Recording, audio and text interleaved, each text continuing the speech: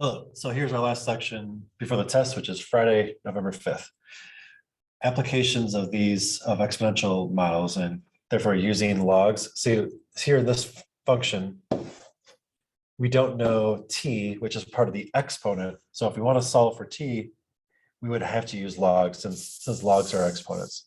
So this function is telling us the population of California based on time after 2010. So if x equals 2, that corresponds to the year 2012, 2 years after 2010. So using that formula, what was the population in 2019? Well, in 2019, x is 9. So we are going to just replace t, not x, replace t with 9 and then evaluate. So I plug in 9 into the t value, go to my calculator and carefully type them in. And I discover that California's population was about 41 million in 2019. And that's all according to this model. So using that model, when will the population be 45 million? Well, A represents the population based on time. So we'll let A equal 45. And then we just have to solve for T. So I had to undo all sorts of things. First, I'll undo multiplying by 37.3. So I had to divide by 37.3 to undo that multiplication. So I have 45 divided by 37.3. And then now I've got the number e raised to this exponent. Well, I can convert that to logs. I'm going to convert it to a log base e, which is natural log. And the exponent here is 0.0095t. So that's what's in my next equation. Remember, logs are exponents. So a log will equal that exponent. Log base e of 45 over 37.3. And then last, divide by this number, and I will know what t is. T is the natural log of 45 over 37.3 divided by 0.095. Pop that in your calculator and you get about 20. So what does that mean? That in 20 years past 2010, California's population would be 45 million. This is all based on the model, the original model that we were given. Our last page is dealing with money. And here we have a compound interest. So P is our principal. This is the original investment. And the rate is the annual rate. And so the annual rate is being divided by n. That's how many times it gets compounded per year. So if the rate is 7% and it gets compounded daily, then what does that mean? That you're getting 7% every year. The rate is the annual rate, but it's getting compounded daily. That doesn't mean that you're going to get 7% every day. That means that you are going to get 365ths of that annual rate, because 7% is the rate per year, but since it's getting compounded daily, it has to be divided up into 365, since there are 365 days in a year. If it was compounded monthly, then that 7% would be divided into 12 equal parts. And so I realized that 12 equal parts, after one whole year, that would account for 7%, which is why the 7% is the annual rate. So I need to fill in these boxes here. I definitely need my calculator. And for that first one, I want the accumulated amount. So the future value is 12,000, what I originally invested, times 1, which represents 100%. So I'm keeping 100% of that 12,000. And what am I adding to that? I am adding a 4.5% annual rate, but it's getting compounded 4 times a year. So I had to take 1/4 of that for every compounding. And that's going to last for 16 years. So 4 times 16 is how many times it's going to be compounded. And I just typed that into my calculator. So let's see, I've got 12,000 times 1 plus 0.045 divided by 4, and then raise that to the 4 times 16. And I discover that in 16 years, 4 times a year, at an annual rate of 4.5%, I'm going to end up with $24,554.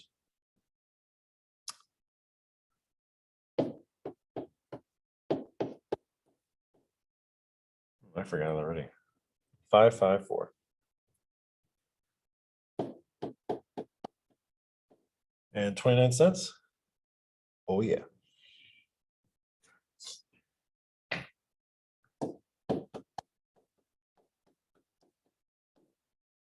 Now to find the time.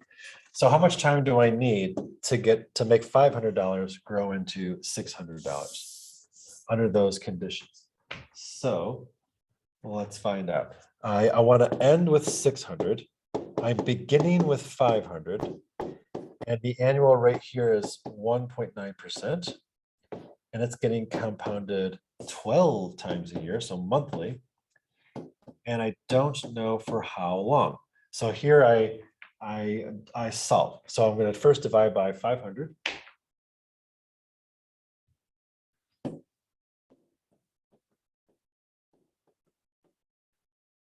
And that is 1.2 equals 1 plus 0.019 over 12 raised to the 12t. And then I don't know the exponent, so this is a log. This is a logarithm. So I'm going to do 12t is the exponent, and I'm going to set that equal to a log. Log base 1 plus 0.019 over 12 of 1.2.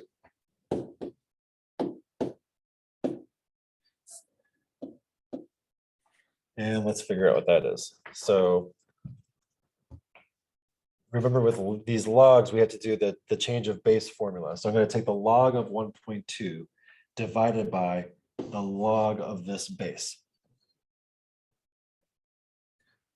So let me write that out here. So the log of 1.2 divided by the log of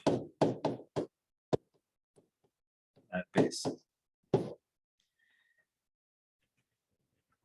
So the log, oopsie, 1.2, remember to close your parentheses, divided by the log of 1 plus 0.019 divided by 12. And that is 115.24. So 12t is about 115.24 or 94? 24. And then divide that by 12.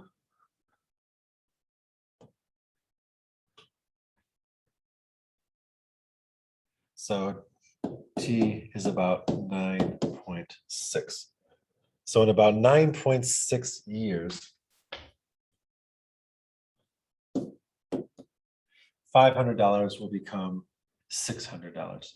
And you do the similar thing for that last one, 200,000 and growing up to 267,000.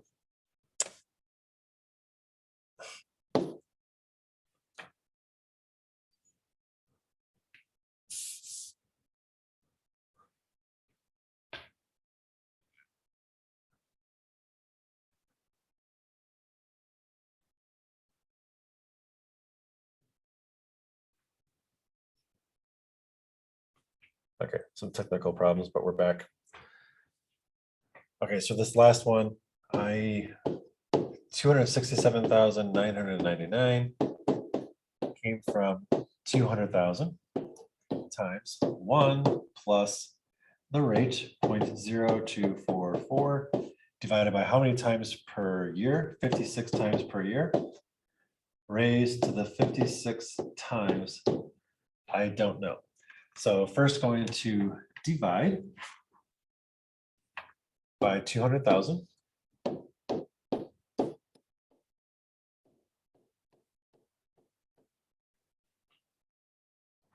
And need my calculator. So 267,999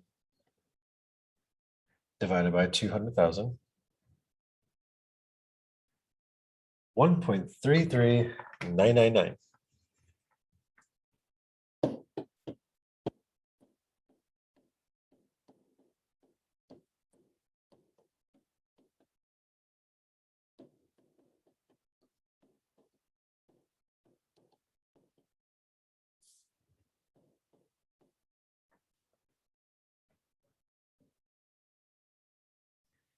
And I'm just going to figure out what this value is. So I have to keep on writing that. 1.339995 equals what? What is that number? So 1 plus 0.0244 divided by 56, 0.000436.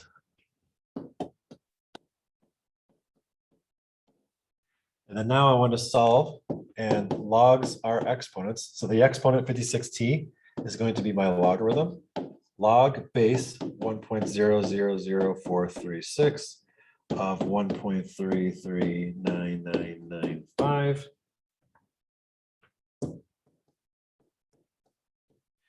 And remember, I got to do my change of base. I have to do log of 1.33995 over log 0.000436. And it doesn't matter which logarithm you use. I'll just use natural log. It doesn't matter.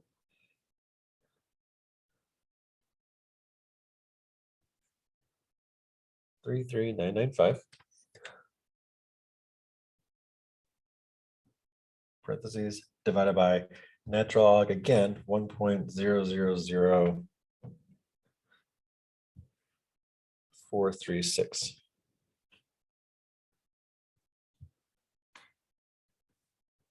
$671.398.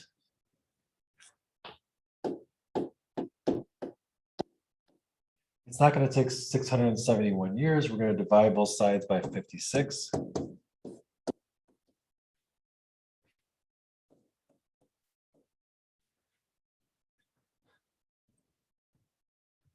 And get almost 12 years.